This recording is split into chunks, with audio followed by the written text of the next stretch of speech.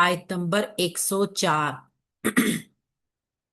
वइज़ा, और जब क़ीला, कहा जाता है, लहुम, उनसे, उनके लिए, तालौ, तुम आओ, इला, तरफ, मा अंजल अल्लाहु, जो कुछ उतारा है अल्लाह ताला ने, व इला रसूली, और रसूल की तरफ, कालू, वो कहते हैं, हस्बुना, काफी है हमें, मा वजदना, जो हमने पाया, अलैहि, उस पर, आबाअना, अपने आबाओ अजदाद को। और जब उनसे कहा जाता है कि जो अल्लाह ने उतारा है उसकी तरफ आओ और रसूल की तरफ आओ, तो वो कहते हैं हमें वही काफी है जिस पर हमने अपने आबा और अजदाद को पाया है।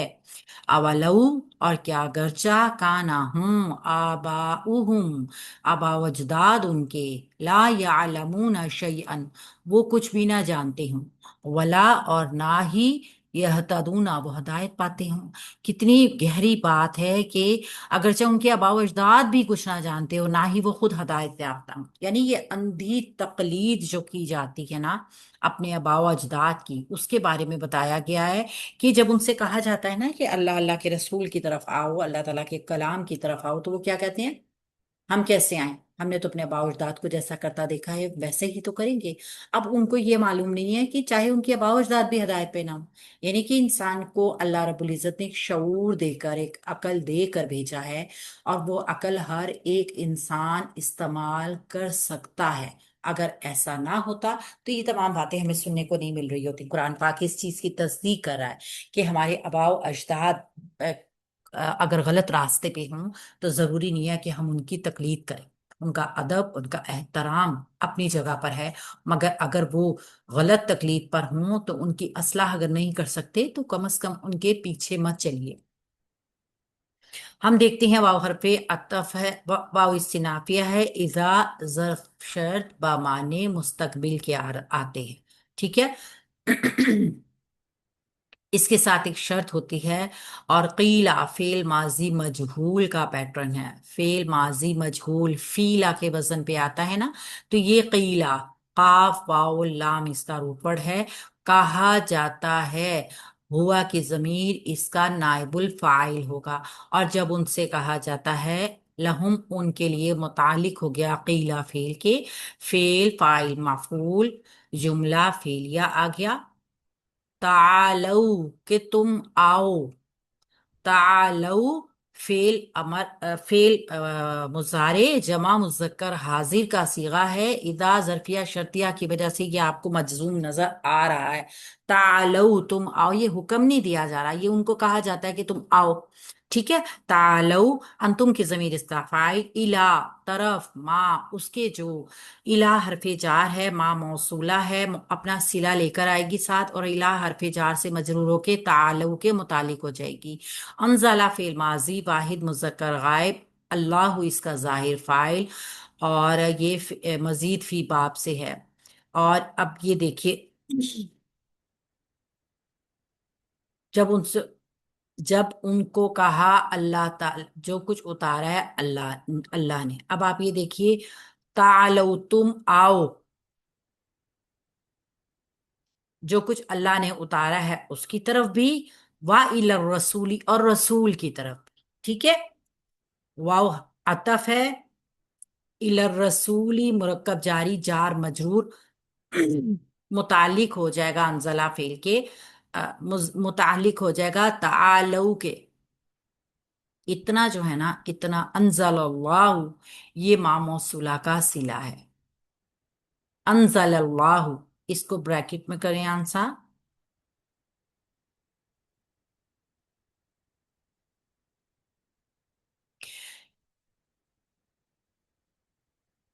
यहां तक, इसका फाइल भी है ना ये, यहां ब्रैकेट आ,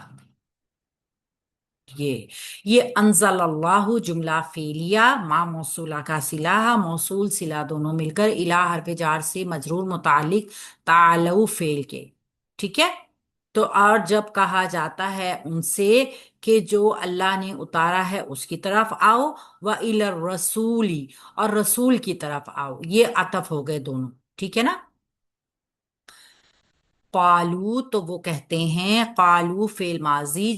جمع مذکر غائب، ہم کی ضمیر اس کا فاعل، نون باب سے یہ آتا ہے، قاف واو لام اس کا روپڑ، وہ کیا کہتے ہیں؟ مقولہ بنے گا حسبنا، کافی ہے ہمیں، مبتدا بن جائے گا یہ حسبنا جو ہے کافی ہے ہمیں، یہ اصل میں مبتدا بنے گا مرکب اضافی ہے،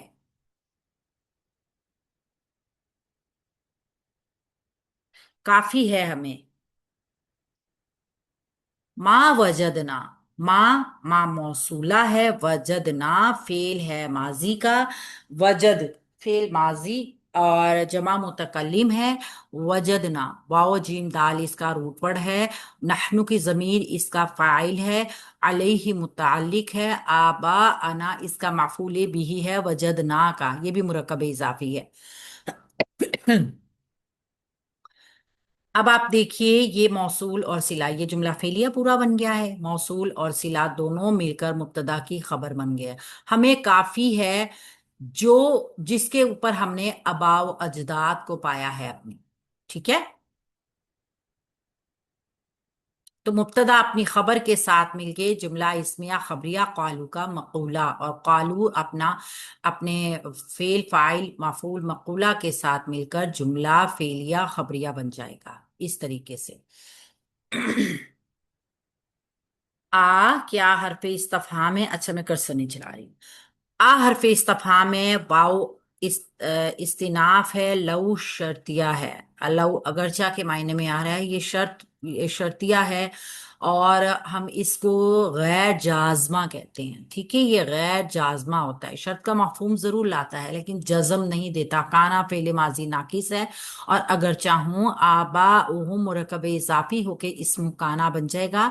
ٹھیک ہے؟ کیونکہ کانا کا اسم مرفوع ہوتا ہے، اور اگر چاہوں لا یعلمون وہ نہ جانتے ہوں، شیئن کچھ بھی، لا نافیہ ہے، یعلمون فعل مضارع جمع مذکر غائب، آئن لام میم روٹ ورڈ باب سین، ہم کی ضمیر اس کا فاعل، شیئن منصوب اسم مفعول بھی، یعلمون فعل کا فعل فاعل مفعول جملہ فعلیہ ایک پہلا جو ہے خبرو کانا بن گئی، ٹھیک ہے؟ ولا یہتدون واو عطف ہے، لا نافیہ ہے، یہتدون فعل مضارع جمع مذکر غائب کا صیغہ، ہم اس کا فاعل، ہا دال یا روٹ ورڈ، اور یہ مزید فی باب سے آ گیا ہے، تو فعل فاعل مفعول، فعل بفاعل جملہ فعلیہ واو عطف کے ذریعے پیچھے والے جملے کا حصہ بن گیا، دونوں مرکب عطفی میں آ کے خبرو کانا بن گئے، تو کانا اپنے اسم اپنی خبر کے ساتھ مل کے جملہ فعلیہ خبریہ بن گیا، اور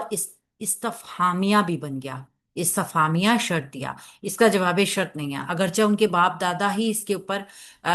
گمراہی میں یعنی کیوں نہ ہوں۔ یہاں پہ بڑی ایک بہت ہی آپ دیکھیے کہ ایسی بات کی گئی ہے کہ جو ہم لوگ خود بھی سوچتے بھی ہیں اور شاید ہم کر بھی لیتے ہیں ایسے کام، یعنی کہ حکم یہاں پہ کیا ہے کہ اللہ کی طرف آؤ، اللہ کے رسول کی طرف، یعنی ہمارے آباء و اجداد جو اتنے عرصے سے ایسی چیزوں کے اوپر عمل کرتے آ رہے تھے، مثال کے طور پہ ہم بھی دیکھتے ہیں برِ صغیر میں بہت زیادہ رسومات اس طرح کی تھیں جو چلی آ رہی، ہم اپنے آباء و اجداد کو دیکھتے آ رہے ہیں کہ وہ سارا کچھ وہ کرتے تھے،